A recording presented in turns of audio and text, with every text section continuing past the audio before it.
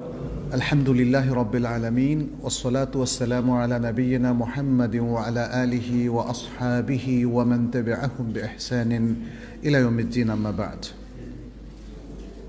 সবাইকে স্বাগত জানাচ্ছি আমাদের আজকের এই গুরুত্বপূর্ণ আলোচনায়। বিষয় হচ্ছে কি বলেন তো? ইসলামের আলোকে গৃহসজ্জা ও গৃহ ব্যবস্থাপনা। আজকাল তো ব্যবস্থাপনার আওতায় অনেক কিছুই আছে, তাই না? সব কিছু, একজন ব্যক্তির তার অনেক কিছু ব্যবস্থাপনার আওতায় আনতে হবে, নইলে সে আসলে একটা গুড লাইফ লিড করতে পারবে না। যারা খুব রেগে যান তাদের আছে অ্যাঙ্গার ম্যানেজমেন্ট, রাগ ব্যবস্থাপনা। যারা মানুষের সাথে রিলেশনশিপ মেনটেন করেন, তাহলে রিলেশনশিপ মেনটেনিং ম্যানেজমেন্ট, এরকম। তাহলে গৃহ কিন্তু একটা ব্যবস্থাপনার অধীন।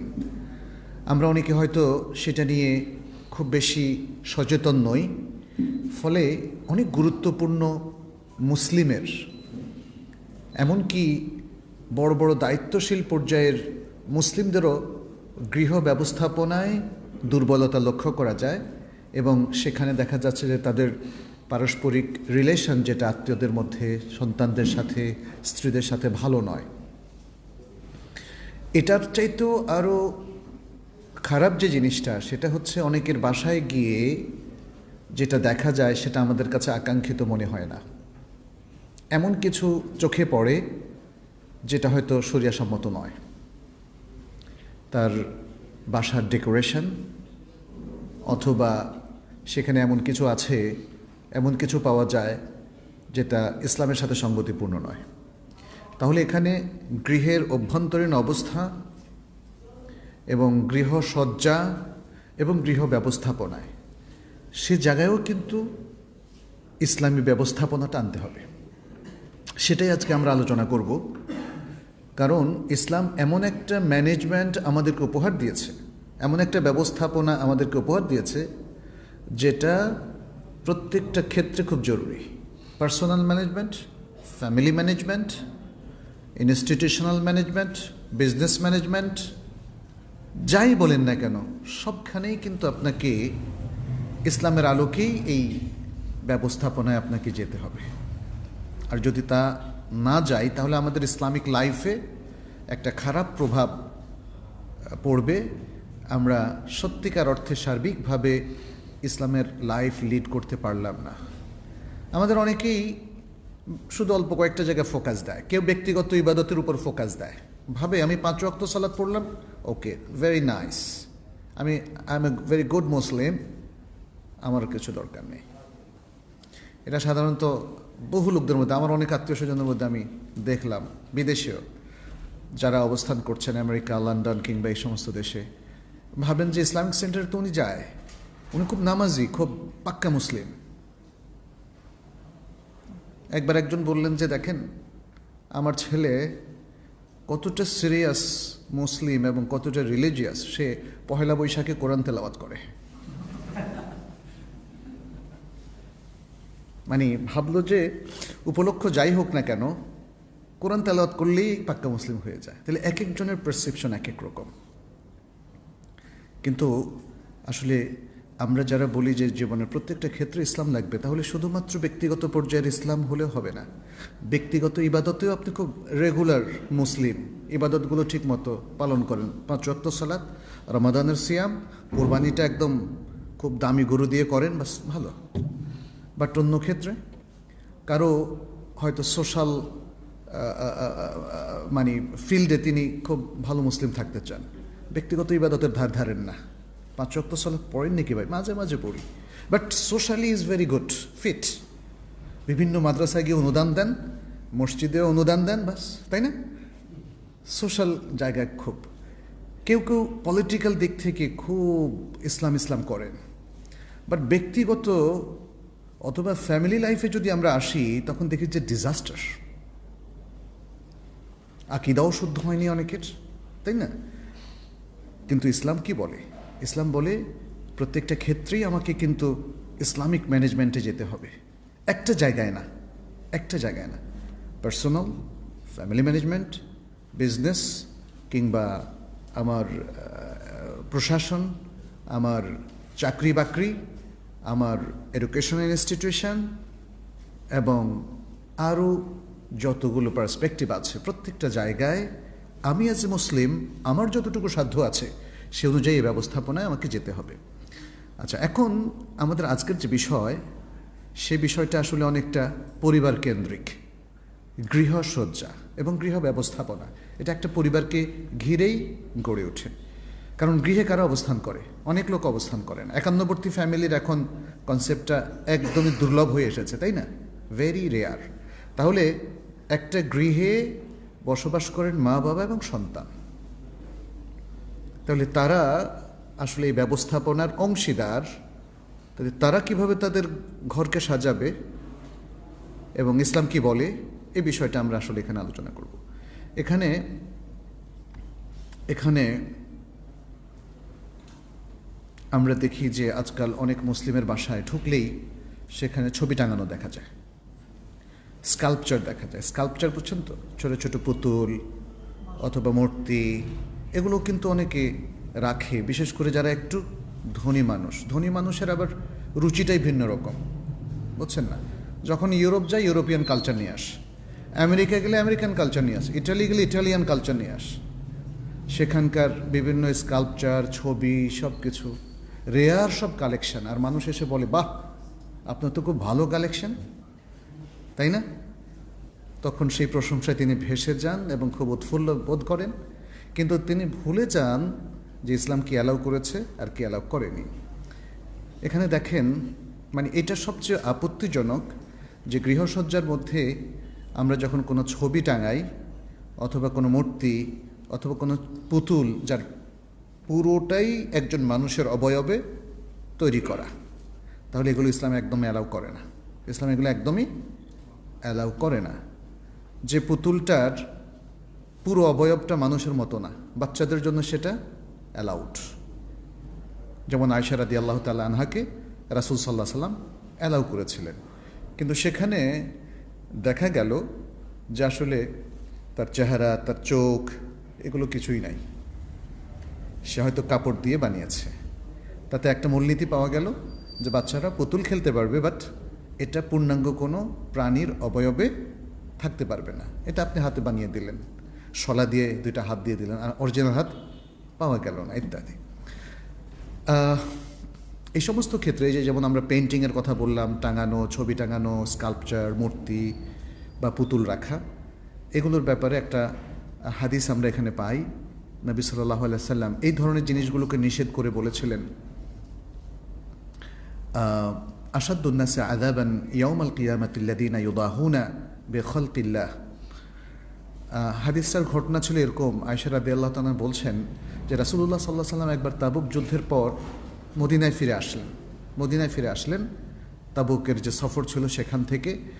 এবং আয়েশা রাদিয়াল্লাহু তাআলা বললেন যে আমি আমার কক্ষে পাতলা কাপড়ের একটা পর্দা টাঙিয়েছিলাম, সে পর্দার মধ্যে প্রাণীর ছবি ছিল।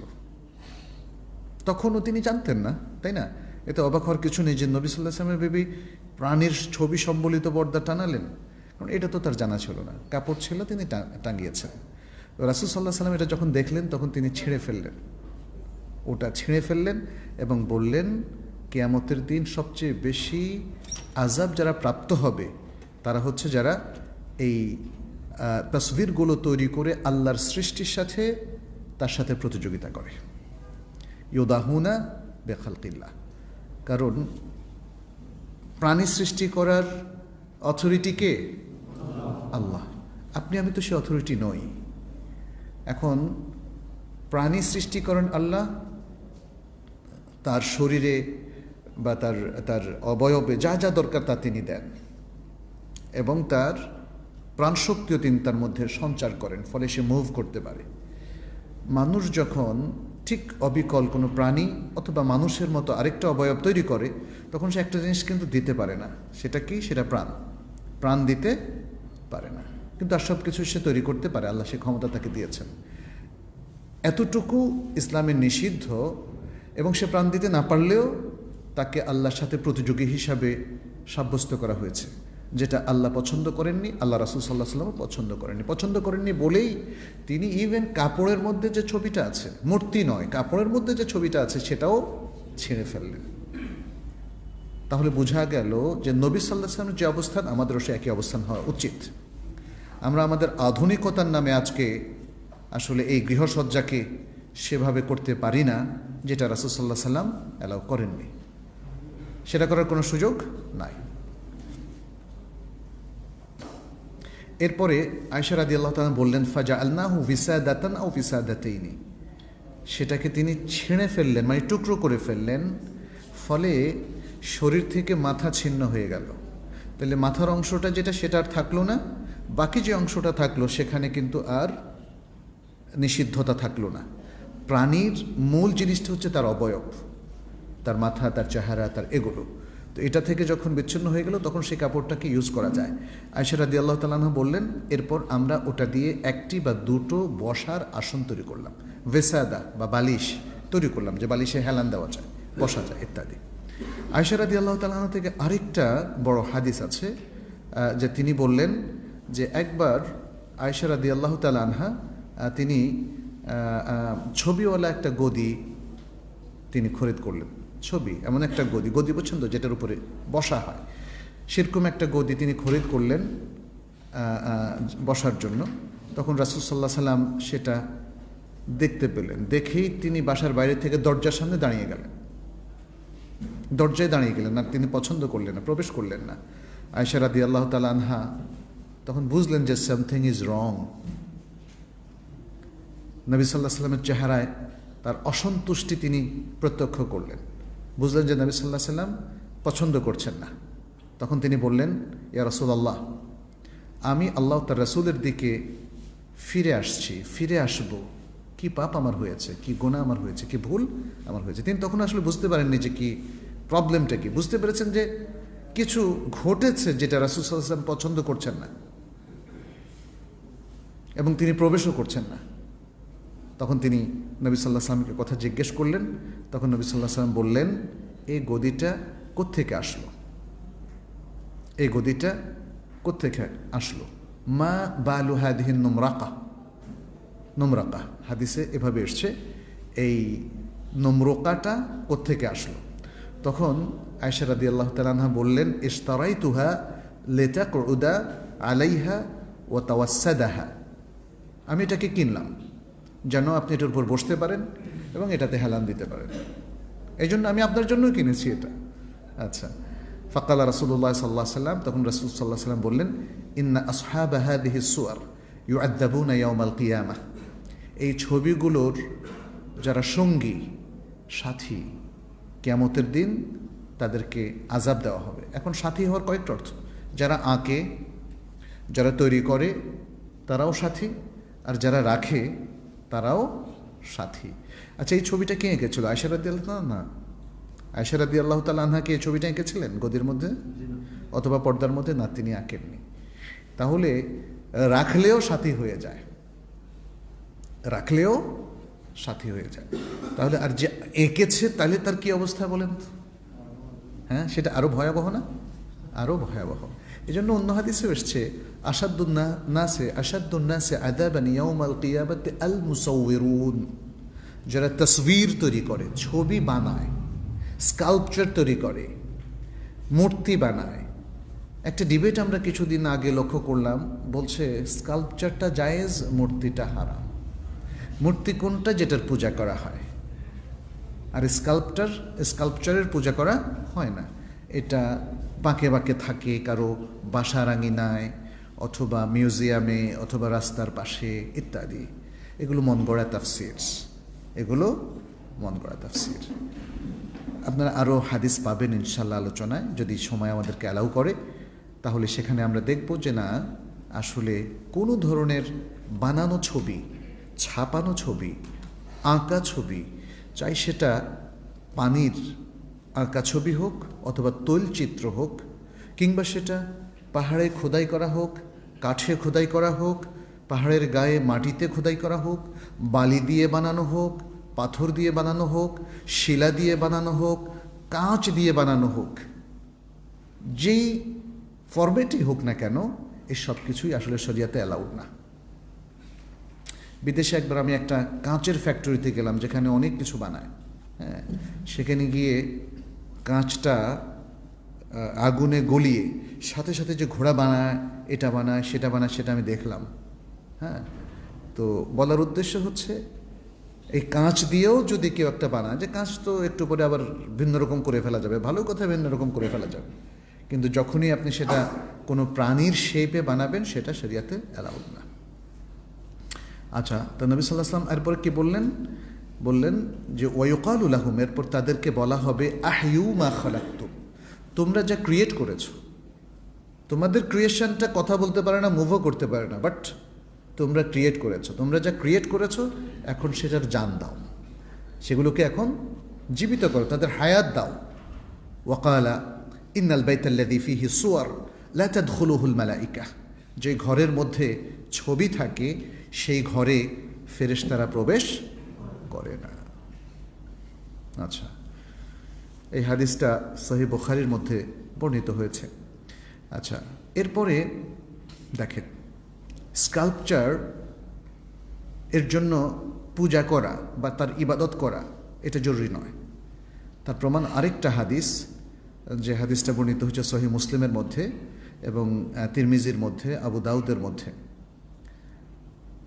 এটা আবুল হাইয়াজ আল আসাদি রাদিয়াল্লাহু তাআলা আনহু বর্ণনা করছেন। তিনি বলেন, ক্বালা লি আলী ইবনে আবি তালিব, আলী ইবনে আবু তালিব রাদিয়াল্লাহু তাআলা আনহু আল খলিফা আর রাশিদ আর রাবি, চতুর্থ খলিফায়ে রাশিদ, তিনি আলী ইবনে আবু তালিব বলেন, আলা আবআথুকা আলা মা বাআথানি আলাইহি রাসূলুল্লাহ সাল্লাল্লাহু আলাইহি ওয়াসাল্লাম, আমি তোমাকে কি সেই কাজে পাঠাবো না যেই কাজে আমাকে রাসূল সাল্লাল্লাহু আলাইহি ওয়াসাল্লাম পাঠিয়েছিলেন। অর্থাৎ রাসূল সাল্লাল্লাহু আলাইহি ওয়াসাল্লাম জীবদ্দশায় তিনি আলী রাদিয়াল্লাহু তাআলা আনহুকে একটা কাজে পাঠিয়েছিলেন, এখন সে একই কাজে আবুল হাইয়াজ আল আসাদিকেও তিনি পাঠাচ্ছেন এবং রাসূল সাল্লাল্লাহু আলাইহি ওয়াসাল্লামের রেফারেন্স নিয়ে আসলেন। দেখেন, রেফারেন্স, তার মানে হচ্ছে মুসলিমদের উচিত হচ্ছে প্রত্যেক কাজে নবী সাল্লাল্লাহু আলাইহি ওয়াসাল্লামকে রেফারেন্স হিসেবে উল্লেখ করা। আমরা দেখব যে আমাদের কাজগুলো রাসূল সাল্লাল্লাহু আলাইহি ওয়াসাল্লাম অ্যালাউ করেছেন কিনা, রেকমেন্ড করেছেন কিনা, প্রেসক্রাইব করেছেন কিনা। যদি করেন ওকে, চাই সেটা মানে মুস্তাহাব পর্যায়ের হোক, মুবাহ পর্যায়ের হোক, অ্যালাউ করলে আপনি করতে পারবেন। কিন্তু যদি অ্যালাউ না করেন, হারাম করে দেন, তাহলে কিন্তু করার কোনো সুযোগ নাই। তখন আমরা রাসূল সাল্লাল্লাহু আলাইহি ওয়াসাল্লামের রেফারেন্স টানব। তিনিও রেফারেন্স টেনে বললেন, আন লা তাদআ তিমসালান ইল্লা তামাসতাহু ওয়ালা কাবরান মুশরিফান ইল্লা সাওয়াইতাহু, যে যখনই তুমি কোনো জীবের প্রতিকৃতি বা স্কাল্পচার দেখো তখন সেটাকে ভেঙে চুরমার করে দাও, আর কোনো উঁচু কবর দেখলে সেটাকে ভেঙে সোজা করে দাও, উঁচুটাকে ভেঙে সোজা করে দাও। কবর উঁচু করা, এটা থেকে অনেক ফিতনা ফাসাদ তৈরি হয়, সেখান থেকে মাজার তৈরি হয়। কবরকে মাজার বানিয়েছে কে? আল্লাহ নাকি তার রাসূল সাল্লাল্লাহু আলাইহি ওয়াসাল্লাম? মাজার বানিয়েছে কে কবরকে? হ্যাঁ, মানুষ যারা কবরকে তাকদীস করে, কবরকে পবিত্র জায়গায় তারা পরিণত করেছে এবং কবরকে তারা তাওয়াফ করে, কবর ভিত্তিক বিভিন্ন রিচুয়াল গড়ে তোলে, সেটাকে ইসলামিক রিচুয়াল নাম দিয়েছে। কবর কেন্দ্রিক তারা ওরস করে, যেগুলোর পক্ষে আল্লাহ কোনো দলিল নাজিল করেননি, রাসূলুল্লাহ সাল্লাল্লাহু আলাইহি ওয়াসাল্লামের কোনো সুন্নাহ নেই, বরং তিনি কবর কেন্দ্রিক যত ধরনের রিচুয়ালের প্র্যাকটিস হয়, এবং সেটা শুরুই হয় কবরকে উঁচু করা থেকে, কবরের চারপাশে সৌধ রচনা করা থেকে, কবরের উপরে গম্বুজ দেওয়া থেকে।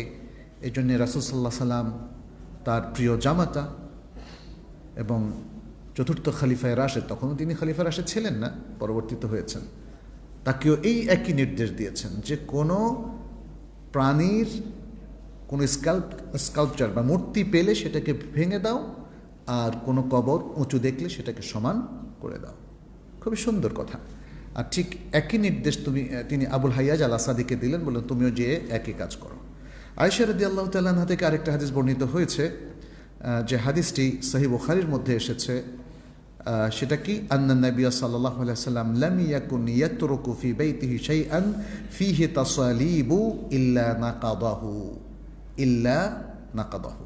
নবী সাল্লাল্লাহু আলাইহি ওয়াসাল্লাম নিজের ঘরের এমন কিছুই না ভেঙে ছাড়তেন না মানে থাকলেই ছাড়, মানে ওটা দেখলেই তিনি কি করতেন, ভেঙে নষ্ট করে দিতেন, যাতে কোনো প্রাণীর ছবি থাকতো। কোনো প্রাণীর ছবি আছে, সেটা কোনো কাপড়ে অথবা কোনো বালিশে বা কোনো আসনে অথবা হেলান দেওয়ার কোনো জায়গায়, যেখানেই তিনি পেতেন সেটাকে তিনি নষ্ট করে দিতেন। কাপড় হলে ছেড়ে ফেলতেন, আর স্কাল্পচার হলে ভেঙে ফেলতেন, কারণ এগুলো পৌত্তলিকতার দিকে নিয়ে যায়। দেখেন কারণটা কি, কারণটা কি? কারা মূর্তি বানিয়ে মূর্তিকে হয় ভালোবাসে, নয় পুজো করে? পৌত্তলিকরা, তাই না?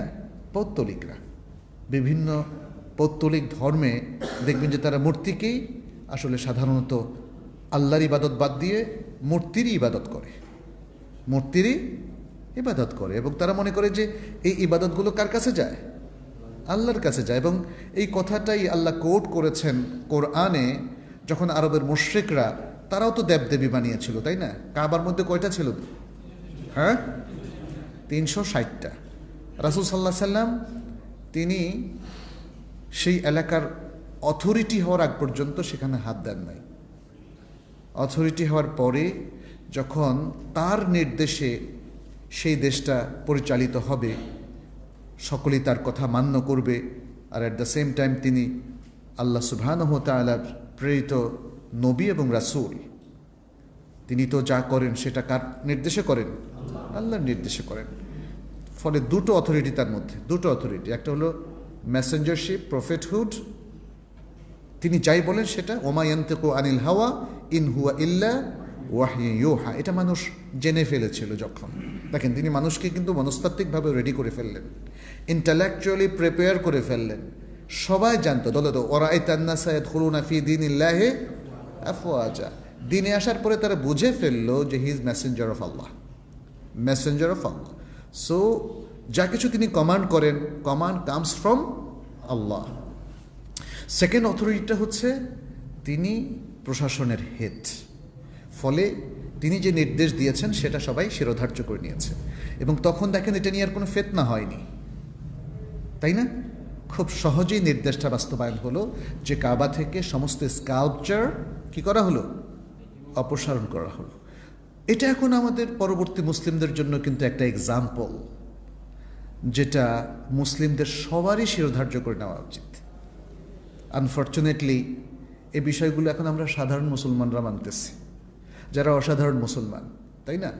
বিভিন্ন ক্ষেত্রে তারা হয়তো আমাদের বিভিন্ন জায়গায় তারা সোশ্যাল নেতৃত্বে আছেন, দেশের নেতৃত্বে আছেন, তারা অনেক সময় সেটা বুঝতে চান না।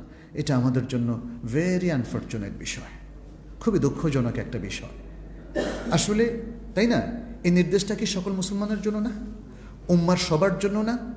তিনি উম্মাকে চালানোর মতো লিডার হন, আর আমাদের মতো অতি সাধারণ মানুষ হন, যেই হন না কেন, প্রত্যেককে এই নির্দেশগুলো আসলে মেনে চলতে হবে। এই নির্দেশগুলো বাস্তবায়ন করা আমাদের সবারই দায়িত্ব। সেটাই আমরা দেখেছি। যখনই নবী সাল্লাল্লাহু আলাইহি সাল্লাম মদের বোতল ভেঙে দিতে বললেন, মদ ফেলে দিতে বললেন, বলেন তো সমাজের কোনো প্রভাবশালী ব্যক্তিকে প্রতিবাদ করেছিল সেদিন মদিনায়? যখন তিনি আলী রাদিয়াল্লাহু তাআলা আনহুকে পাঠিয়ে কবরগুলো সোজা করে দিতে বললেন এবং তেমসালগুলো, ভাস্কর্যগুলো ভেঙে দিতে বললেন, বলেন তো সেদিন কোনো সমাজপতি কি নিষেধ করেছিল? বলেন সুবহানাল্লাহ। ওয়ামা কানা লিমুমিনিন ওয়ালা মুমিনাতিন আন ইয়াকুনা লাহুমুল খিয়ারাতু ওয়ামা কানা লিমুমিনিন ওয়ালা মুমিনাতিন ইযা কাদাল্লাহু ওয়া রাসূলুহু আমরান আন ইয়াকুনা লাহুমুল খিয়ারাতু মিন আমরিহি। যখন আল্লাহ এবং তার রাসূল কোনো ডিসিশন দেন, তখন কোনো মুমিন নর এবং নারীর জন্য সেটা ভঙ্গ করার কোনো এখতিয়ার থাকে না। প্রিয় ভাইরা, এটা মনে রাখতে হবে।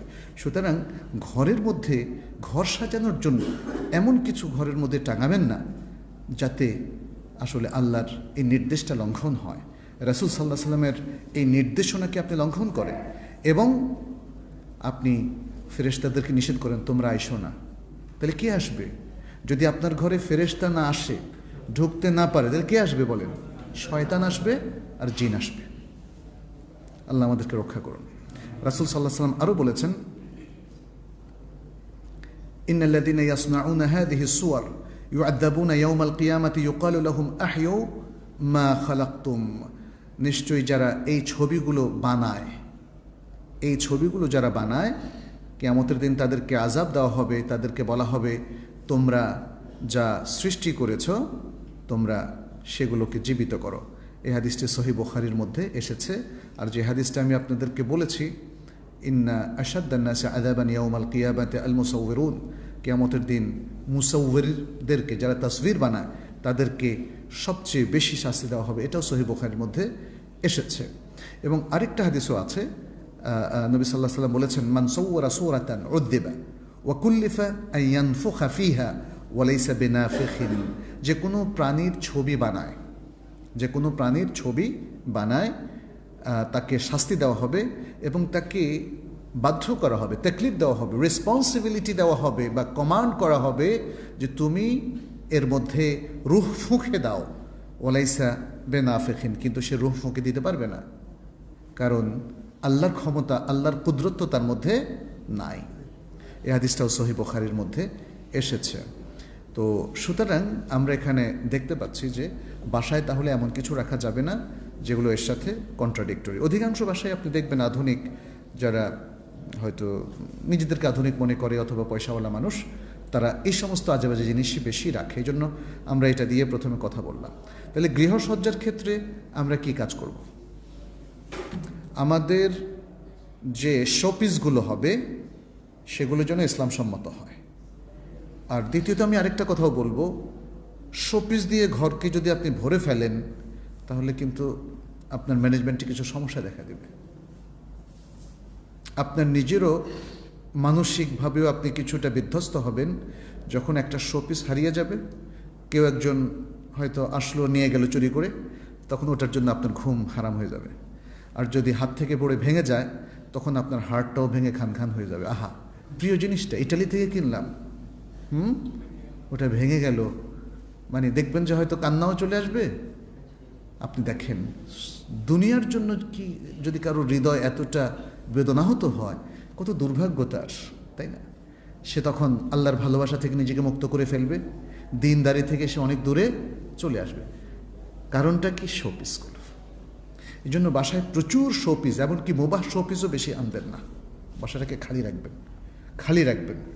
আর আপনার প্রিয় শোপিস হওয়া উচিত কিতাব, বই, কোরআন, তাফসির, হাদিস এবং ইসলামকে জানার মৌলিক বইগুলো, সহি বইগুলো। ওই বইগুলো নয় যেগুলো আপনাকে বিভ্রান্ত করে, যেমন মকসুদুল মুমিনিন। Be careful. সত্যিকারের শোপিস হচ্ছে এগুলো। একটা বই দেখে আহা চলো তো একটু পড়ি।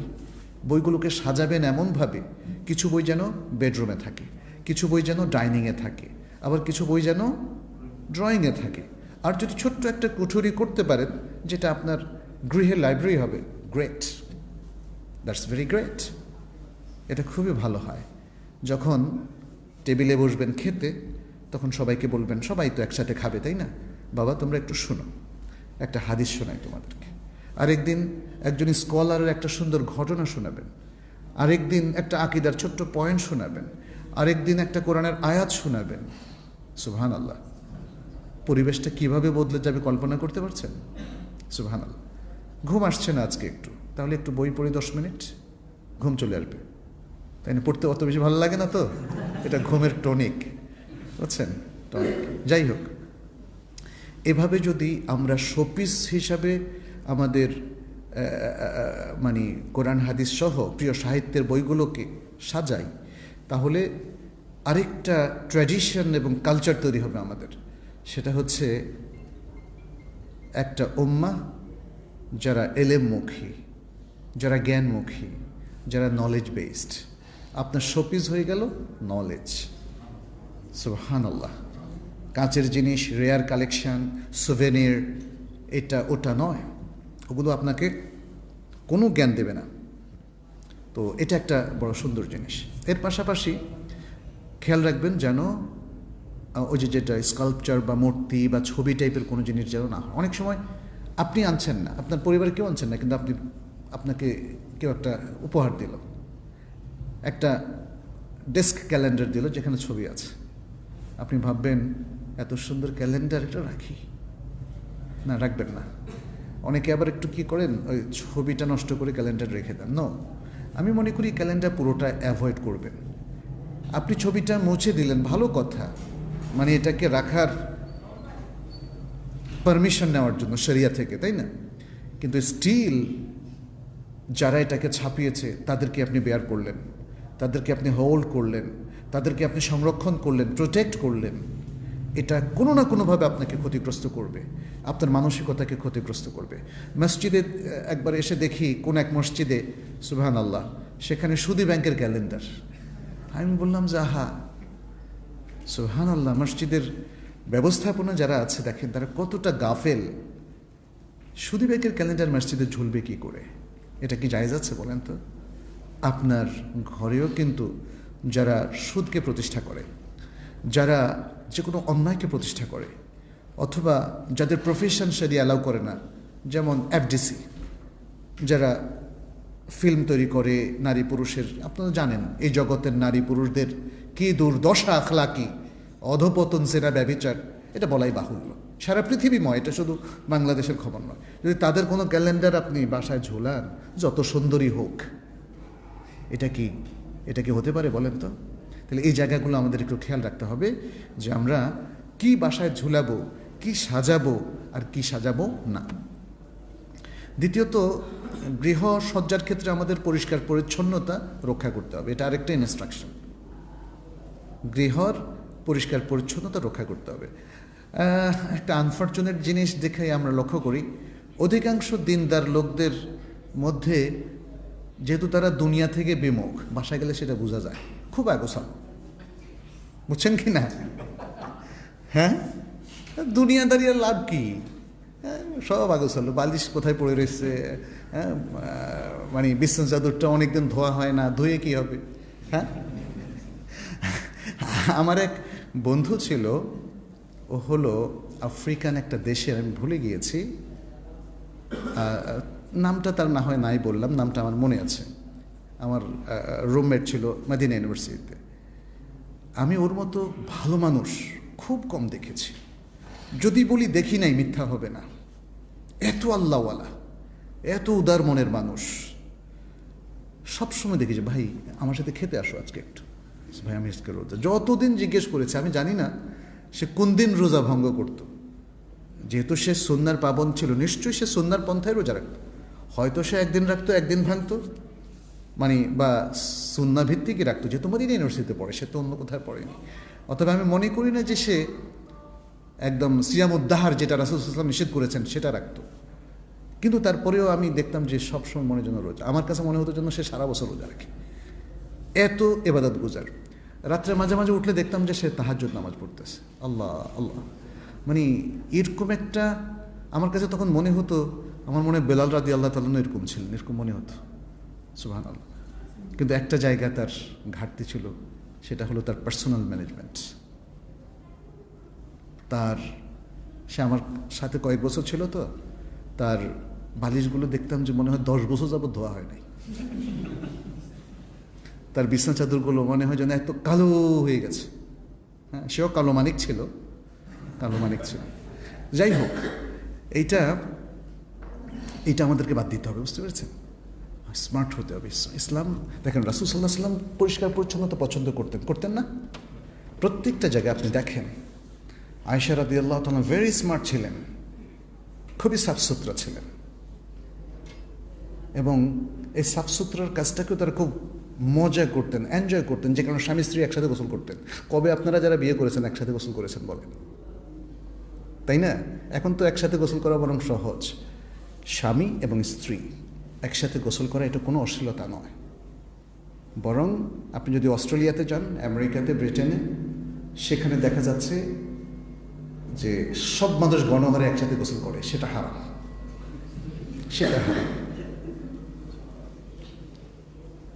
একজন ভাই মদিনা ইউনিভার্সিটিতে পড়তো, অস্ট্রেলিয়ান,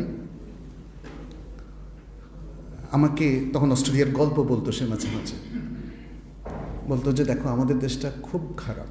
আমি বললাম কেন খারাপ? জানতাম তো তোমরা খুব সভ্য মানুষ, তোমার দেশের মানুষ। বলছে দেখো সবাই একসাথে গোসল করে। আর আমরা যখন একটা বিল্ডিংয়ে নতুন বাসায় উঠলাম, বললো যে চলো একসাথে গোসল করে, মেয়েরা তাকে বলতেছে। ইন্না লিল্লাহি ওয়া ইন্না ইলাইহি রাজিউন। তো যাই হোক, এইটা মানে এই বিষয়গুলো শেয়ার করতেছি, বুঝতে পারছেন কেন, যে এই সীমালঙ্ঘনগুলো যেন আমাদের গৃহে না হয়। গৃহে ইসলামী আবহ তৈরি করা, এটা গৃহসজ্জা এবং গৃহের ম্যানেজমেন্টের একটা গুরুত্বপূর্ণ অংশ। পর্দাপোশিদার সাথে থাকা, আপনার মেয়েরা ঠিকমতো পর্দাপোশিদা করছে কিনা এটা খেয়াল রাখতে হবে। আমরা অনেক প্যারেন্টসকে দেখেছি বাবা এবং মা শতভাগ ইসলাম মেনে চলছেন। বাবা কি সুন্দর শ্বেতশুভ্র দাড়ি, প্রত্যেকটা ওয়াক্ত মসজিদে গিয়ে পড়েন, মা পরিপূর্ণ হিজাব করেন, এমনকি মুখে নিকাব দেন। এটা আরেকটু কমান, এত তাই না? আওয়াজটা একটু বেশি হচ্ছে না? হ্যাঁ, না না, কিন্তু আমার কাছে মনে হয় বেশি গুম গুম করছে। সাউন্ডটা কমায় দেন, মানুষ তো সবাই শুনছে এখানে। ও, মহিলারা শুনছে না? না, আচ্ছা, আমি একদম মুখ লাগিয়ে বলছি, আপনি একটু সাউন্ডটা কমায় দেন। কি বলছিলাম না? কিন্তু মেয়েদেরকে কিন্তু উনি একদম আধুনিক হিসাবে দেখতে চান। এটা খুবই দিনদার বাবাদের জন্য এটা শোভা পায় না। আধুনিক বাবাদের কথা আলাদা, ওদের রুচিটাই তো আলাদা, ওটা আমাদের সাথে যায় না, তাই না? কিন্তু দিনদার যারা, তাদের মেয়েরা প্যান্ট পরে বের হবে, টাইট কিছু পরে বের হবে, এটা তো এটা এটা এটা অশোভনীয় এবং এটা কখনোই সঠিক নয়। এটা এই জন্য বলছি যে আমি নিজেও উত্তরায় এরকম অনেক দিনদার বাবা মাকে দেখেছি যাদের সাথে টিনেজার মেয়ে, 15, 16, 17 বছরের মেয়ে যে অবস্থায় আছে, সেটা আমেরিকার মেয়েরা, ব্রিটেনের মেয়েরা সে অবস্থায় থাকে। অনেক দিনদাররাই কাজগুলো করে। পহেলা বৈশাখেও দেখা যায় অনেক দিনদার মা বোরকা পরে বের হয়েছে, আর তার মেয়ের গালে বা ছেলের গালে উল্কি, এই সেই কত কিছু। হ্যাঁ, তো এই জিনিসগুলো আসলে কিভাবে ঘটছে আমি জানি না। মানে এতটুকু বোঝা যায় যে গৃহসজ্জার ক্ষেত্রে হোক, পার্সোনাল ম্যানেজমেন্টের ক্ষেত্রে হোক, আমরা আসলে একটা মিশ্র কালচারে অভ্যস্ত হয়ে গেছি। আমরা আল্লাহর ইবাদত করি আর শয়তানকে ইত্তেবা করি। মানে আমরা ভাবি যে দুটোর মধ্যে কম্বাইন করা যায় কিনা, তাই না? এখন তো সব কিছুর মধ্যে একটা কম্বিনেশন সৃষ্টি হয়। আপনি যখন পড়তে যাবেন, 2 সাবজেক্টে পড়ার একটা সুন্দর পদ্ধতি এখানে, একটাকে মেজর আর একটা মাইনর। তো সেটা পড়ার ক্ষেত্রে সমস্যা না, কিন্তু আপনি ইসলাম পরিপালনের ক্ষেত্রে ইসলামও ঠিক আছে, আবার অন ইসলামও ঠিক আছে। এই ম্যানেজমেন্টটা সবচেয়ে ওয়ার্স ম্যানেজমেন্ট, অতএব ওটাতে যাওয়া যাবে না। আমাদেরকে পরিবেশ তৈরি করতে হবে, আমাদের ছেলে মেয়ে, আমরা নিজেরা যেন আমলি নেফাকের মধ্যে না যাই। গৃহসজ্জার ক্ষেত্রে এটা একটা। গৃহে ইসলামিক লাইব্রেরির কথা আমি একটু আগে বলেছি, এবং সেই লাইব্রেরিটাকে আপনি যদি এক্সক্লুসিভ একটা জায়গায়, একটা একটা শেলফেও যদি আপনি লাইব্রেরি করেন, গুড এনাফ। কিন্তু ছোট ছোট কিছু শেলফ রাখবেন, যেটা আমি বললাম, drawing room, dining room, bedroom, ব্যাস, তাহলে হয়ে গেল ইনশাল্লাহ। আর বাসায় শিশুতোষ বইও রাখবেন, আর শিশুদের জন্য কিছু রিক্রিয়েশনের ব্যবস্থা রাখবেন। আমাদের অনেক দিনদার ভাইয়েরা মনে করে দুনিয়ার কয়দিনই থাকবো, এখানে একটু বেজার থাকাটাই ভালো। অনেকে এমনভাবে চলাফেরা করেন, হাসেনও না। অনেক দিনদার লোকদেরকে দেখেছি যারা মনে করে হাসার দরকার কি ভাই? হ্যাঁ, আল্লাহ তো কাঁদতে বলছে না, ফালিয়াদ হাকু কালিলা ওয়ালিয়াবকু কাতিরা, কম হাসো আর বেশি কাঁদো। তাহলে আমি হাসারই দরকার কি? কদিন পরে তো যাবোই গা, তো কাঁদলে যদি সওয়াবই হয় তাহলে কাঁদি না। হাসি দরকার আছে, হাসি, খুশি এবং রিক্রিয়েশন, এটা দরকার আছে। বাসার মধ্যে সেই পরিবেশ থাকা দরকার, কিন্তু এত পরিমাণে হাসা উচিত না যে আল্লাহকে ভুলে গেলেন। কোরআন তেলাওয়াত হচ্ছে না এই বাসায়, তাই না? এই জিনিসগুলো একটু খেয়াল রাখতে হবে। আপনি যে এই যে ইসলামিক লাইব্রেরি করলেন, হ্যাঁ, অনেকে ইসলামিক লাইব্রেরি করে খালি বই পড়ে, কোরআন পড়ে না। তো এটা একটা মুশকিল না? কী ধরনের ম্যানেজমেন্ট হলো যে কোরআন তেলাওয়াত হচ্ছে না? দিনের পর দিন একটা বাসায় দেখা গেল লোকজন কোরআন তেলাওয়াত করছে না। অনেক বাসায় হাফেজও আছে, সে কোরআন ভুলে যেতে বসেছে, কারো কোনো খবর নাই, বুঝছেন? এই জায়গাগুলো আমাদেরকে করতে হবে।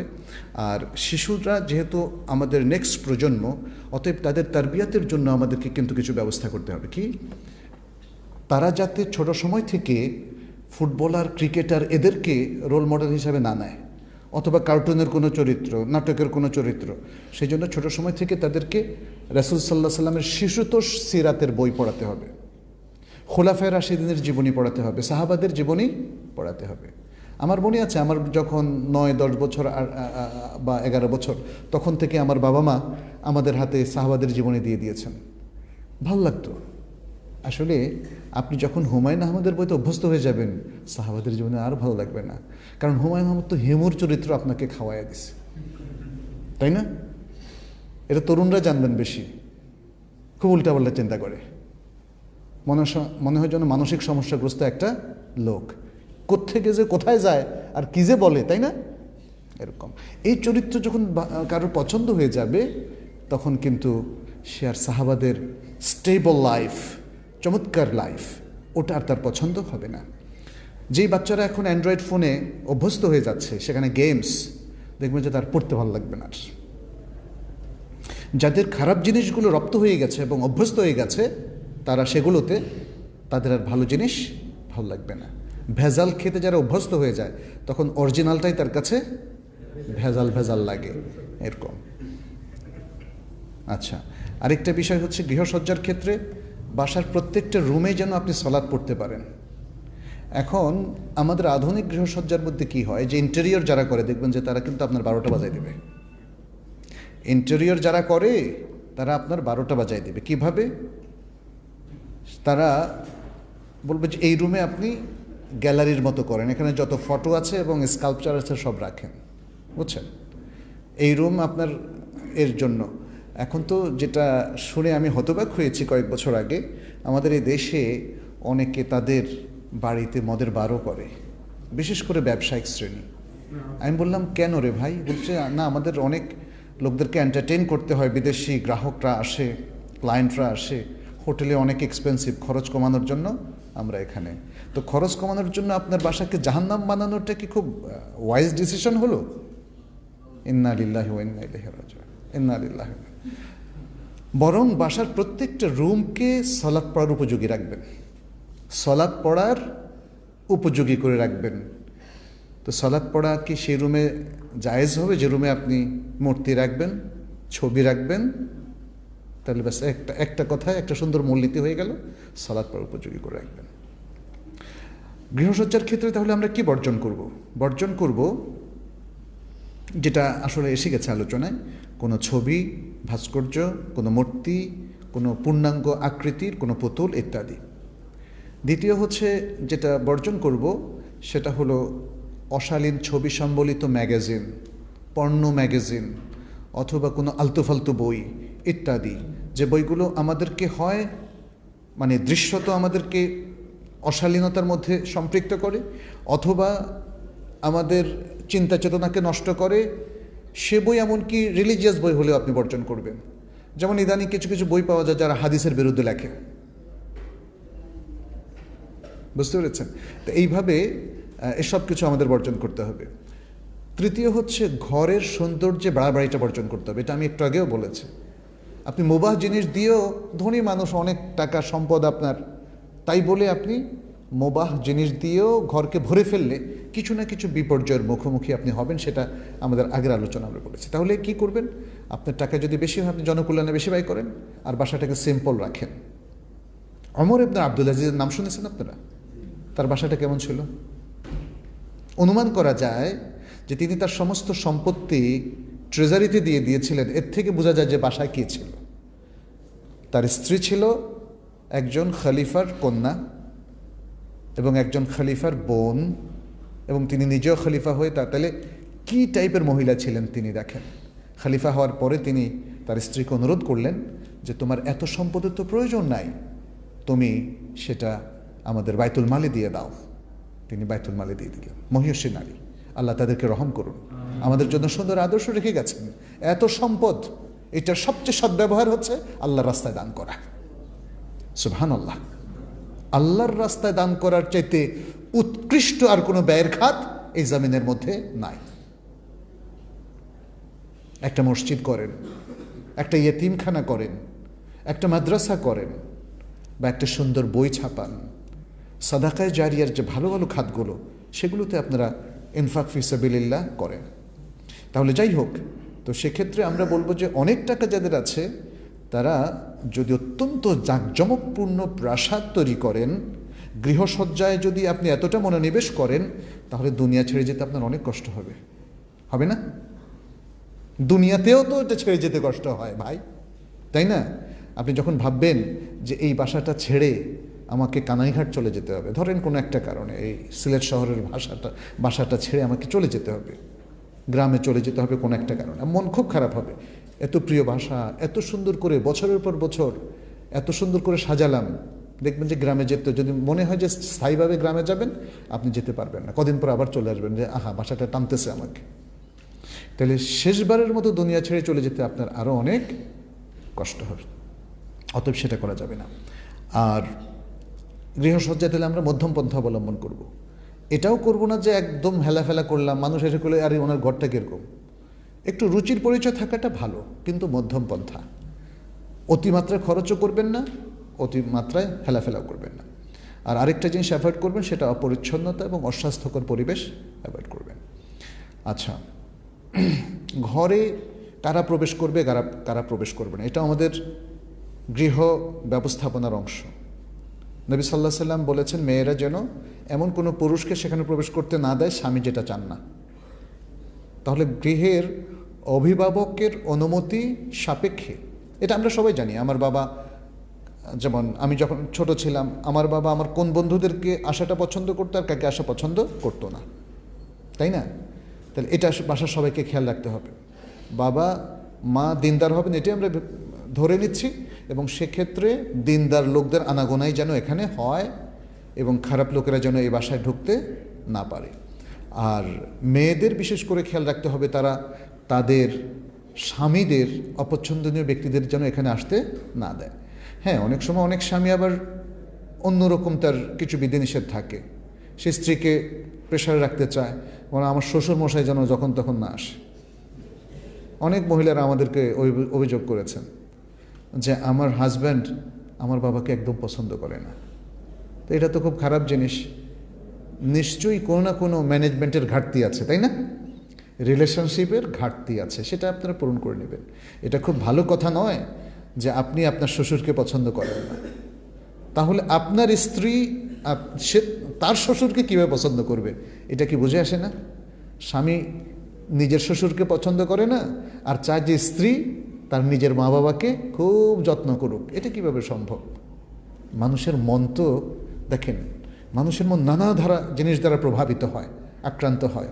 সে এহসানের বদলে এহসান করতে চায়, আর কি বলে আত্তাআমুল, আত্তাআমুল মানে অসৎ ব্যবহার, অসৎ ব্যবহারের পরিবর্তে সে অসৎ ব্যবহার করতে চায়। সে কেউ ক্ষতি করলে তার প্রতিশোধ নিতে চায়, মনে রাখবেন এটা। তাহলে প্রোঅ্যাকশনের পরিবর্তে পজিটিভ ব্যবহার, রিয়াকশনের পরিবর্তে নেগেটিভ ব্যবহার, এটাই মানুষের মধ্যে যেহেতু প্রবল, সুতরাং আমরা এই জায়গায় নিজেদের মানে জায়গাটা একটু পরিষ্কার রাখি, ম্যানেজমেন্টটা একটু পরিষ্কার রাখি। অর্থাৎ কারা প্রবেশ করবে করবে না এই জিনিসটার ক্ষেত্রে আমরা যেন সচেতন হই, বুদ্ধিবৃত্তিক বিষয়গুলো শেয়ারিংয়ের মাধ্যমে নির্ধারণ করি। আমরা যেমন দুষ্ট কোনো লোককে গৃহে প্রবেশ করতে না দেই, ঠিক তেমনি আরেকটা জিনিস, ভালো লোকই ধরে নিলাম ভালো লোক, কিন্তু যেন একটা আন্ডারস্ট্যান্ডিংয়ের মধ্যে আমরা থাকি, যিনি আমাদের অভিভাবক, যিনি আমাদের বাবা, অথবা মেয়েদের ক্ষেত্রে যিনি হাজব্যান্ড, তাকে জানিয়ে তার অনুমতি ক্রমেই যেন এটা হয়। অনেক সময় আমাদের এগোতে লাগে, স্ত্রী ভাবে তার আবার অনুমতি কিসের, তাই না? অনেক স্ত্রীরা ভাবে যে তার অনুমতি নিতে গেলে আমি তো অনেক ছোট হয়ে গেলাম। আসলে আমি বলবো আমাদের বোনেরা স্বামীর অনুমতি নিলে ছোট হচ্ছেন না, আপনি বড় হচ্ছেন, আপনি বড় হচ্ছেন। এটা ভুল ধারণা। সেকুলার চিন্তাভাবনা আমাদের মেয়েদেরকে অতিমাত্রা স্বাধীন চেতা মনোভাব সম্পন্ন করার জন্য এই ধারণাগুলো ঢুকিয়েছে যে তুমি কি স্বামী নামের একটা প্রাণীর দাসী নাকি, বুঝছেন না? তারা ইসলামিক সিস্টেমটাকে চ্যালেঞ্জ করে এগুলো বলছে। আরে ভাই, একটা জিনিস আপনারা একটু খেয়াল করে দেখেন, আজকের আধুনিক যুগে মানুষ তো বিবাহের প্রয়োজন বোধ করে না। আধুনিক মানুষেরা তারা যখন প্রেমিক প্রেমিকা হয় তখন দেখবেন সেখানে তো কোনো বন্ধনও থাকে না, একজন আরেকজনের জন্য কি জান প্রাণ, ঠিক কি না? হ্যাঁ, অথচ অবৈধ প্রণয়ের জন্য যদি আপনি এতটা স্যাক্রিফাইস করেন, একজন প্রেমিক তার প্রেমিকার জন্য এত স্যাক্রিফাইস করছে, আল্লাহু আকবার, পারলে জানটাও দিয়ে দিচ্ছে, ওয়াই? আপনার জানটা দেওয়াটা তো হারাম, কথা বলাটাও তো হারাম। ঠিক একজন আরেকজনের জন্য যেটা, তাহলে স্বামী যদি স্ত্রীর জন্য কিছু করে আর স্ত্রী যদি স্বামীর জন্য তার ইতাআতকে প্রকাশ করে, এটা কেন দোষণীয় হবে বলেন তো আমাকে? এটা কেন দোষণীয় হবে? এতে কেন স্ত্রীর ব্যক্তিত্ব ক্ষুণ্ণ হবে বলেন? বরং অধিকাংশ ক্ষেত্রে আমরা দেখি যে আমাদের অনেক ভাইয়েরা, তারা এই গৃহ ম্যানেজমেন্টের ক্ষেত্রে আসলে আমরা এই প্রবলেমগুলোর মধ্যে পড়ি। দেখা যাচ্ছে যে স্ত্রীর পক্ষ থেকে হয়তো তার কোনো ইগোর কারণে বা গাফলতি বা সে মেধাবী না হওয়ার কারণে দেখা যাচ্ছে যে অনেকগুলো কাজে সে অমনোযোগী।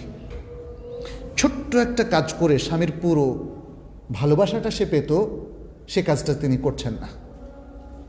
তিনি সবসময় স্বামীর প্রতি এক ধরনের গাফেল এবং মনে করেন যে স্বামীর কোনো সেবা করাটা এটা তার আত্মমর্যাদার পরিপন্থী কাজ। সেই স্বামী তো সেটা বহিঃপ্রকাশ করবেন তার রাগ দিয়ে, তার আচরণ দিয়ে। এই কারণগুলো ঘটে আমাদেরই অজান্তে, আমরা ঠিক বুঝতে পারি না। মেধাবীরা কিন্তু একটু খেয়াল করলে এই যে স্বামী স্ত্রীর রিলেশনটাকে আরও বেটার করতে পারে। স্ত্রী বাসার বাইরের থেকে যখন স্বামী আসবে তাকে গ্রিটিংস জানাবে, স্বাগত জানাবে। আবার স্বামীও কখনো কখনো তার জন্য গিফট নিয়ে আসবে, তাই না? এই যে দুই পক্ষই যদি একটু এগিয়ে আসে, তখন স্বামী এবং স্ত্রীর মধ্যে দেখবেন অন্যরকম একটা ভালো সম্পর্ক গড়ে উঠবে এবং যেটা সন্তানদের জন্য একটা পজিটিভ জিনিস হয়ে যাবে।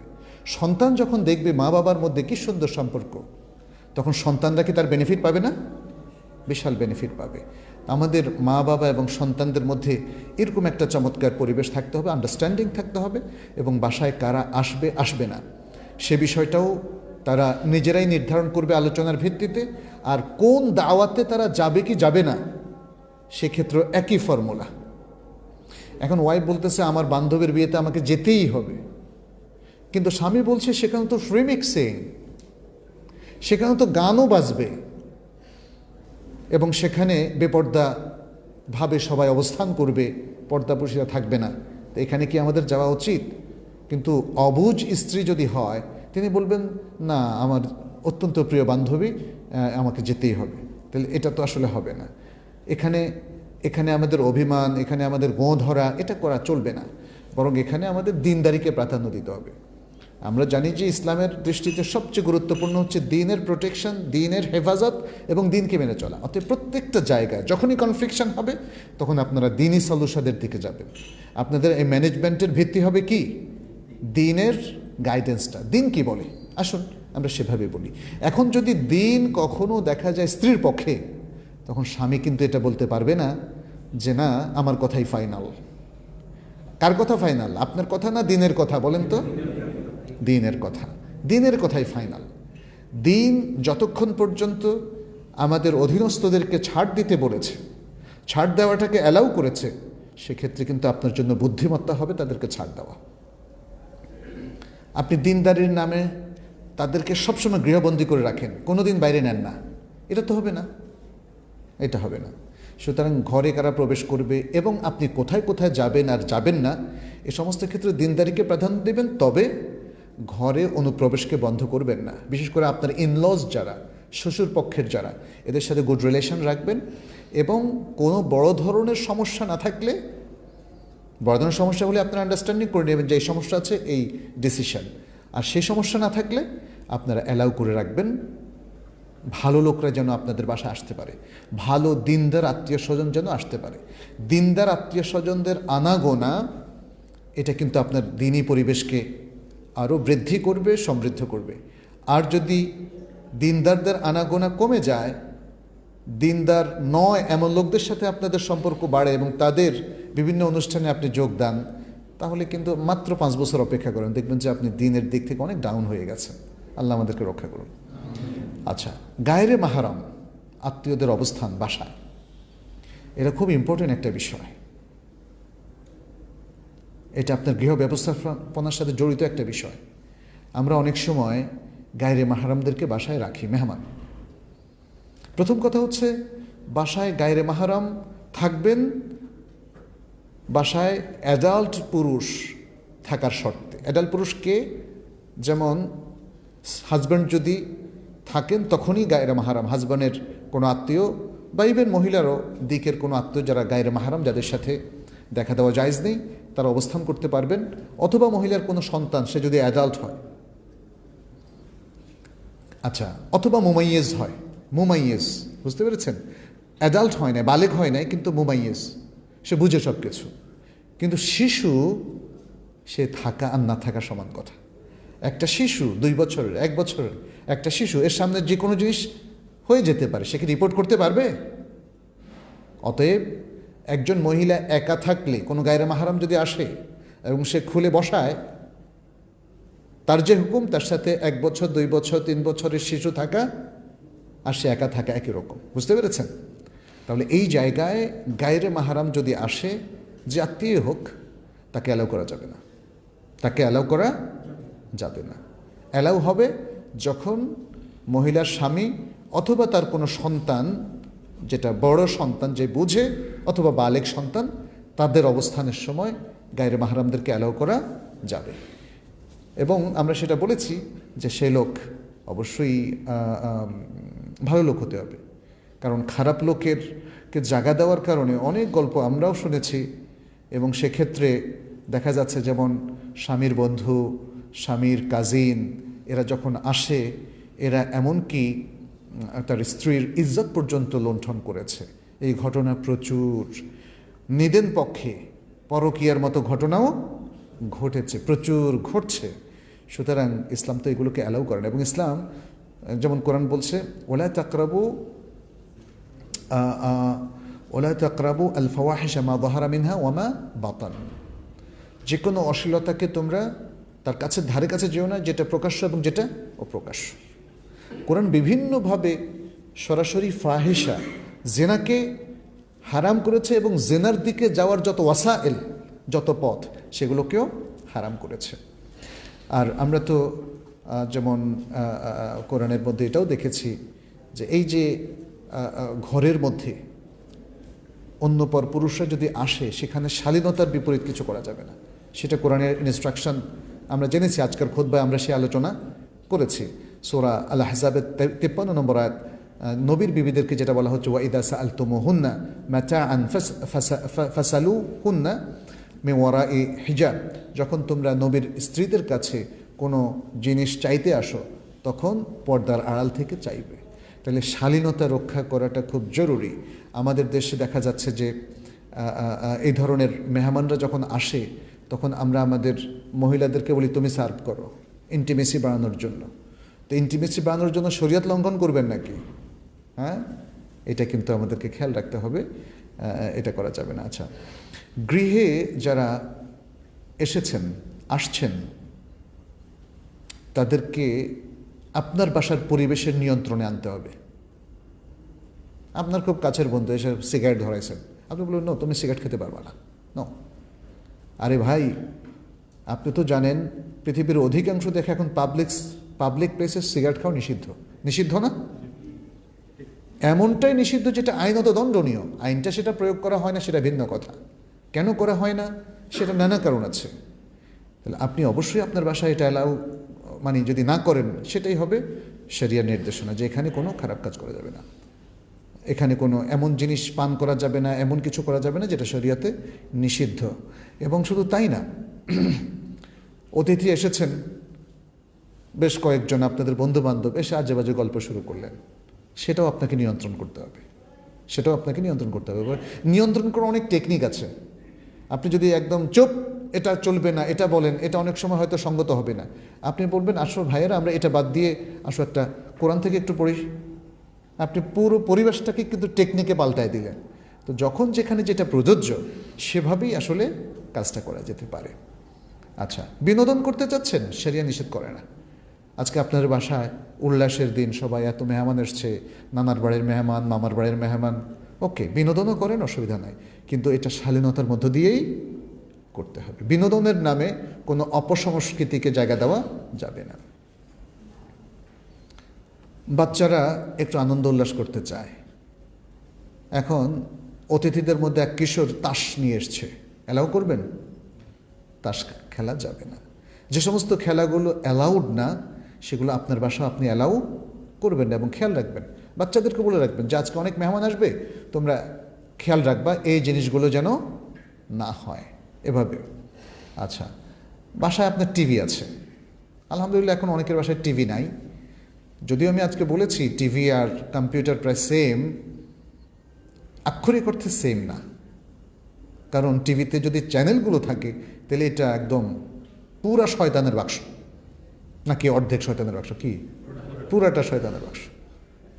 এখানে শয়তান চলাফেরা করে সব, বুঝতে পেরেছেন? নারীদেরকে মানে এনে এখানে আর ইসলামের কোনো জায়গা রাখে না। আসলে ইসলামের কিছু প্রোগ্রাম রাখলেও একমাত্র একসময় পিস টিভি আমরা দেখতাম, সেটা ছিল ঠিক, কিন্তু আসলে আর কোনো টিভিতেই পিওরলি ইসলামিক প্রোগ্রামগুলো আসে না।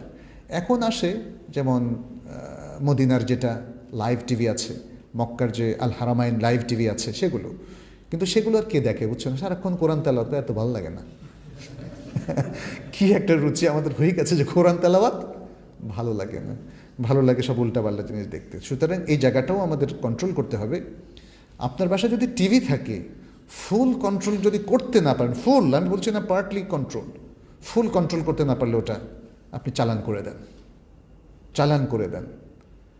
আমি ফার্ম গেটে এক ডাক্তার সাহেবের বাসায় অনেক যাতায়াত করতাম, তো উনি বেশ কয়েক বছর আগে, প্রায় 8-10 বছর আগে আমাকে বলছেন যে ভাই আমার বাসায় তো অনেক বড় টিভি, 65 ইঞ্চি টিভি ছিল, আলহামদুলিল্লাহ বাদ দিয়ে দিছি।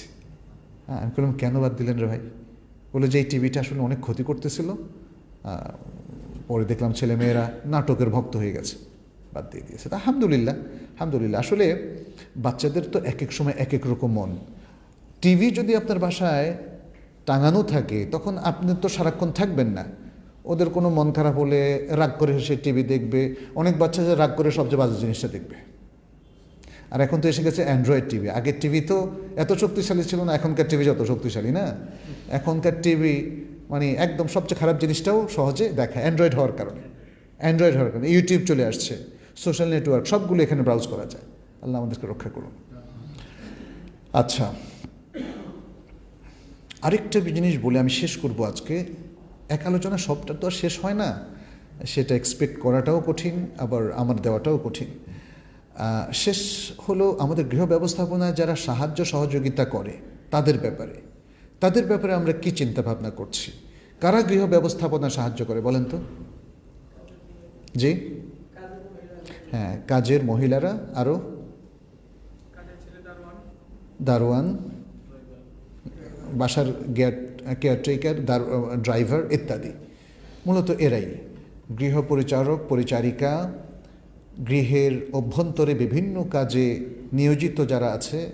অনেকের তো ভিলা থাকে, হ্যাঁ, তাইলে যারা খুবই সাধারণ ফ্যামিলি, আমাদের হয়তো কাজের পরিচারক থাকে, যারা আরেকটু বেটার তাদের ড্রাইভার থাকে, যারা আরেকটু বেটার তাদের হয়তো মালি থাকে, বাবুর্চি থাকে, তাই না? তাহলে এরা হচ্ছে আমাদের গৃহ ব্যবস্থাপনায় সাহায্যকারী ব্যক্তি। এখন এরা যদি দিনদার না হয়, এরা কিন্তু আপনার বাসায় ডিজাস্টার করে ফেলবে। অনেক ড্রাইভার বাসার মেয়েদেরকে নষ্ট করার কত ঘটনা আমরা শুনেছি, শুধু বাংলাদেশে না, বিদেশেও শুনেছি। হ্যাঁ, একটা আমার বাস্তব ঘটনা বলি, যেহেতু আপনারা জানবেনই না কার ঘটনা, এই জন্য বলছি। এক ভাই এসে বললেন, অত্যন্ত সুখী একটা ফ্যামিলি, এটা মনে হয় আজ থেকে 10 বছর আগের ঘটনা, উত্তরায়।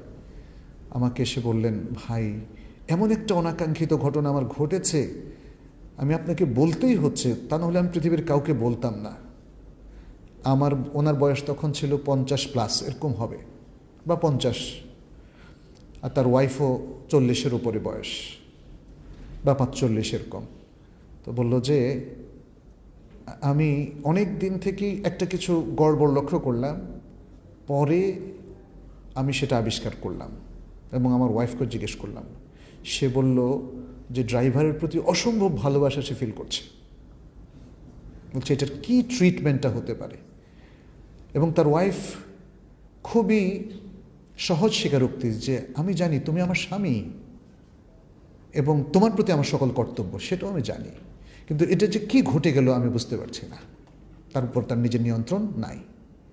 অনেক সময় মেয়েদের ক্ষেত্রে এটা ঘটে, অর্থাৎ আপনার টিনেজার মেয়ে যখন আপনি ড্রাইভারের সাথে ছাড়েন, যখন সে ড্রাইভার, সে নিজেও একজন যুবক হয়, তরুণ, তরতাজা তরুণ হয়।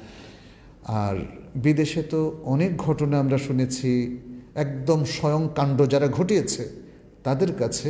সে গল্পগুলো আমি আর আজকে করব না, হয়তো অন্যদিনও করব না, কারণ সেগুলো খুব ভালো গল্প নয়।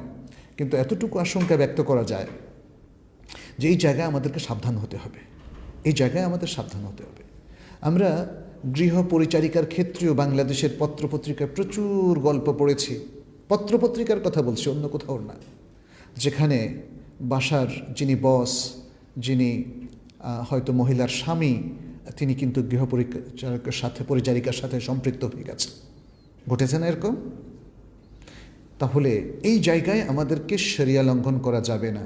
এই কাজগুলো ঘটেছে একদিনে না, হঠাৎ করে ঘটেনি, এগুলো শরিয়া লঙ্ঘনের কারণে ঘটেছে। শরিয়ার ইনস্ট্রাকশনগুলো আমরা আমাদের গৃহ ব্যবস্থাপনা অ্যাপ্লাই না করার কারণে এগুলো ঘটেছে। সুতরাং আমরা যখন কাউকে নিয়োগ করব তখন সবচেয়ে বেস্ট লোকদেরকে নিয়োগ করা উচিত। এটা ঠিক যে এই লেভেলের লোকরা খুব দিনদার হয়ে আমার কাছে আসবে, এটা খুব রেয়ার। তবে আসার পরে তাদেরকে দ্বীনি শিক্ষা দেওয়া, আল্লাহর ভয় শিক্ষা দেওয়া এবং ইবাদত শিক্ষা দেওয়া, সালাত শিক্ষা দেওয়া, এটা খুব জরুরি। আর পর্দা শিক্ষা দিতে হবে। যদি গৃহপরিচারিকা সে বালিগা কোনো নারী হয়, তাহলে পুরুষরা তার সাথে পর্দা মেনটেন করতে হবে। গৃহপরিচারিকাদেরকে আমরা তাদেরকে দাসী মনে করাটা ঠিক হবে না। কৃতদাসী নয়, তারা স্বাধীনা নারী। অতএব তাদের অধিকার যেমন তাদেরকে দিতে হবে, তাদের সাথে পর্দাও আমাদেরকে মেনটেন করতে হবে। এবং এই পর্দার ক্ষেত্রে নারীরাই তাদেরকেই উদ্যোগী হয়ে তাদেরকে আসলে প্ল্যান করতে হবে এবং তাদেরকে সেটা বাস্তবায়ন করতে হবে। বরং আমাদের নারীরাই এই ব্যাপারে গাফেল বেশি। তারা মনে করে এ মনে হয় অন্য ধরনের মানুষ, এর সাথে পর্দা লাগবে না। হ্যাঁ, আমরা লক্ষ্য করেছি। তো সেই জিনিসগুলো আসলে আমাদের খেয়াল করতে হবে তাদেরকে। এখানে দেখেন, একটা ছোট্ট ঘটনা বলে শেষ করি। আজকে এই ঘটনাগুলো যে ঘটছে তা না, এটা রাসূল সাল্লাল্লাহু আলাইহি ওয়াসাল্লামের যুগেও ঘটেছে। এটা সম্ভবত বুখারীর বর্ণনা, দাঁড়ান দেখছি আমি। এটা সহিহ বুখারীর বর্ণনা, 2695 নম্বর হাদিস। সেটা হচ্ছে, হাদিসটা আমি আরবিটা পড়লাম না। এক বেদুইন এসে বলল যে ইয়া রাসূলুল্লাহ, আল্লাহর কিতাব মোতাবেক আমাদের মাঝে ফয়সালা করে দিন, অভিযোগ করছিলেন তার কাছে। তখন তার প্রতিপক্ষ দাঁড়িয়ে বলল, সে ঠিকই বলেছে, আপনি আমাদের মাঝে আল্লাহর কিতাব মোতাবেক ফয়সালা করুন। দুই পক্ষের লোক এসছে। কি ঘটনা ঘটলো তাহলে? ঘটনাটা যেটা ঘটলো, বেদুইন সেটা বললেন আমার ছেলে এ লোকের বাড়িতে, এই লোক, এই যে আমার প্রতিপক্ষ, এই লোকের বাড়িতে দিন মজুর হিসাবে কাজ করত। অতঃপর সে তার স্ত্রীর সাথে ইন্টিমেসি করে জেনা করে বসলো। এখন লোকেরা বলল যে আমার ছেলের উপর নাকি রজম, অর্থাৎ তাকে পাথর মেরে তাকে শাস্তি দিতে হবে। সেই অনুযায়ী আমি কিছু পদক্ষেপ নিয়েছি। যেহেতু রজম মানে তার উপর হত্যাদণ্ড দেওয়া হয়েছে, তাহলে হত্যাদণ্ড রহিত করার জন্য আমি কি করলাম, যে 100 বকরি এবং একটি বাঁধের বিনিময়ে এর থেকে মুক্ত করে নিয়ে এসেছি। এখন এটা ঠিক আছে কিনা? নবী সাল্লাল্লাহু আলাইহি সাল্লাম তাদের সংশোধন করে দিলেন, কারণ এই বিচারটা ঠিক ছিল না, এটা মানুষ বলেছে।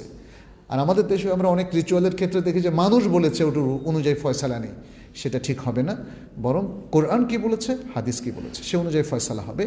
যদিও আমাদের অনেক প্রশাসনিক নিয়ম নীতি কিংবা আইন কানুন আসলে ইসলাম ভিত্তিক এখন আর নেই, সেটা আমাদের জন্য মুসলিম হিসাবে, মুসলিম সমাজের সভ্য হিসাবে খুবই দুর্ভাগ্যজনক একটি বিষয়।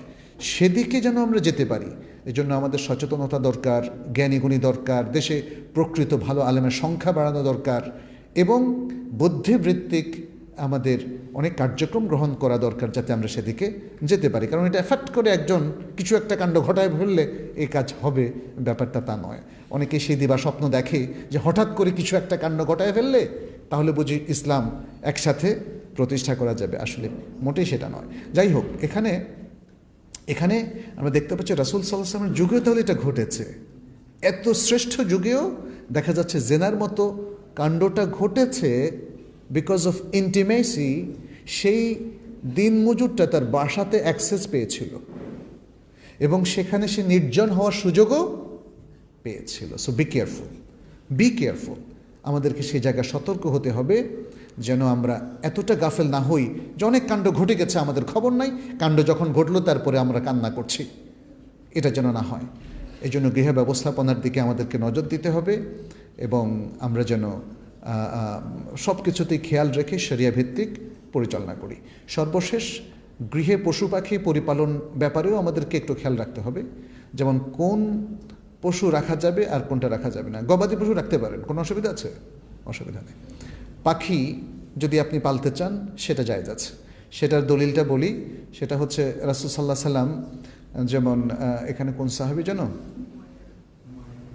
আনাস রাদিয়াল্লাহু তাআলা আনহু, হ্যাঁ, তিনি বললেন যে কান আলী আখুন ইউকালু লাহু আবু উমাইর, আমার একজন ভাই ছিল, তার নাম ছিল আবু উমাইর। তার ছিল একটা ছোট্ট পাখি, হ্যাঁ, তখন সে দুধ ছাড়িয়েছে, মানে খুব অল্প বয়সী বা দুধ ছাড়ানো হয়েছে। তখন একটা পাখি তার বাসায় ছিল যার সাথে সে খেলতো। নবী সাল্লাল্লাহু আলাইহি সাল্লাম একবার সে আসলে তার সামনে বললেন, ইয়া আবা উমাইর মা ফাআলা নুগাইর। তাহলে বোঝা গেল যে পাখি প্রতিপালন করা জায়েজ। এই হাদিস থেকে বোঝা যায় নবী সাল্লাল্লাহু আলাইহি সাল্লাম তাকে মজা করে কথাটা বললেন, মজা, তাকেও মজা দেওয়ার জন্য, কিন্তু বলেন না যে এই তোমার পাখিটা ছেড়ে দাও। তবে শর্ত হচ্ছে এই ধরনের মুবাহ পশু অথবা পাখিকে যদি কেউ সংরক্ষণ করতে চান তাকে খাদ্য দিতে হবে, তার সঠিক সেবা যত্ন লাগবে। তবে কিছু কিছু পশু রাখা যাবে না, এর মধ্যে যেমন কুকুর। কিন্তু বড় লোকেরা, মানে ধনী লোকেরা, তারা ফ্যাশন কুকুর রাখে, এটাকে বলা যায় ফ্যাশন কুকুর বা শৌখিন কুকুর। এটা নিষিদ্ধ। যে ঘরে কুকুর এবং যে ঘরে ছবি থাকে সে ঘরে ফেরেশতারা আসেন না। এই ব্যাপারে অনেকগুলো দলিল আছে, আমি সে আলোচনার যাচ্ছি না। সুতরাং আমরা শৌখিন কুকুর নয়। যদি কুকুর রাখতে হয় দুটো শর্তে রাখা যাবে, একটা হলো পাহারা দেওয়ার জন্য, আর একটা হলো তাকে দিয়ে শিকার করার জন্য। তো আমাদের দেশে আসলে এই জন্য খুব প্রয়োজন নেই। আমাদের দেশে আমরা মানুষই পাহারাদার রাখি, সেখানে, তাই না? সেখানে এই পশুকে দরকার নেই। আর শিকার করার জন্য আমাদের আসলে, আমরা এখন সব শিকার বাজারেই পাই, তাই না? হাঁস মুরগি থেকে আরম্ভ করে যে কোনো খাওয়ার পাখি সবটাই আমরা পাই। অতএব কুকুর এখন আর শিকার করার জন্য আমাদের লাগে না। শৌখিন কুকুর অনেকে রাখে, এটা এখন ঢাকাতে দেখা যায় বিভিন্ন ধনী লোকদের পাড়ায়, হ্যাঁ, গলার মধ্যে একটা বেল্ট দিয়ে। এসব কুকুরের দাম নাকি অনেক।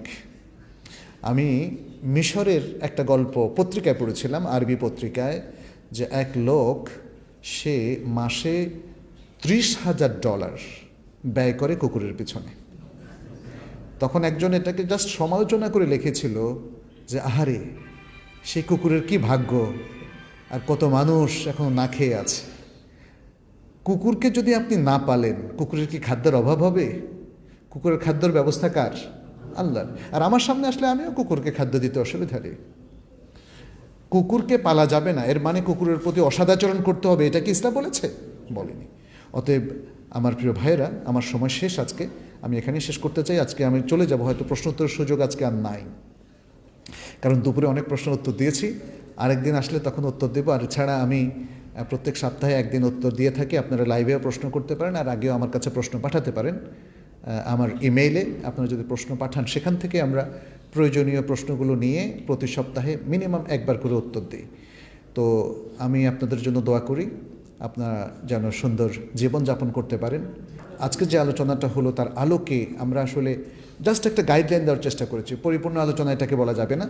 সে গাইডলাইনের আলোকে আমরা যেন গৃহসজ্জার কাজগুলো করি এবং এখানে যেন ইসলাম বিরোধী কিছুই না থাকে। আর ব্যবস্থাপনার মধ্যেও আমরা যেন এমন একটা সুন্দর ব্যবস্থাপনা নেই যার মধ্য দিয়ে আমাদের পুরো পরিবারটা একটা আদর্শিক অবস্থানে চলে যায়। আল্লাহ আমাদের সবাইকে তৌফিক দান করুন। হাদা সাল্লাল্লাহু সাল্লাম আলা নবিয়িনা মুহাম্মদ ওয়া আলা আলিহি ওয়া আসহাবিহি আজমাইন। সুবহানাক আল্লাহুম্মা ওয়া বিহামদিক আশহাদু আল্লা ইলাহা ইল্লা আনত আস্তাগফিরুকা ওয়া আতুবু ইলাইক। ওয়াসসালামু আলাইকুম ওয়া রাহমাতুল্লাহি ওয়া বারাকাতুহু। কোন ঘটনার? ওই ঘটনার ফয়সালা নবী সাল্লাল্লাহু আলাইহি সাল্লাম এভাবে দিয়েছেন, বলেছেন যে ঠিক আছে, তোমরা দুজনই আমার কাছে চাচ্ছ যে আমি আল্লাহর কিতাব অনুযায়ী ফয়সালা করি, তাহলে লাকদিয়ান্না বাইনাকুমা বিকিতাবিল্লাহ, অবশ্যই তোমাদের দুজনের মাঝখানে আমি আল্লাহর কিতাব অনুযায়ী ফয়সালা করব। আম্মাল ওয়ালিদাতু ওয়াল গাদাম ফারাদ্দুন আলাইক, তুমি যে দাসী দিয়ে তোমার সন্তানকে মুক্ত করে নিয়ে এসেছো এবং যে 100 বকরি তুমি ওই লোককে দিয়েছো, এটা তোমার কাছে আবার ফেরত দিতে হবে, কারণ এইটা কিতাবুল্লাহর ফয়সালা না। আর আলা ইবনিকা জালদুমিয়া, তোমার সন্তানের উপর শাস্তি হিসেবে আরোপিত হবে 100 বেত্রাঘাত, কারণ সে অবিবাহিত। ও তাগরিব ও আমিন, এবং 1 বছরের নির্বাসন দণ্ড, যেটা এখন জেলের মধ্যে রাখা হয়।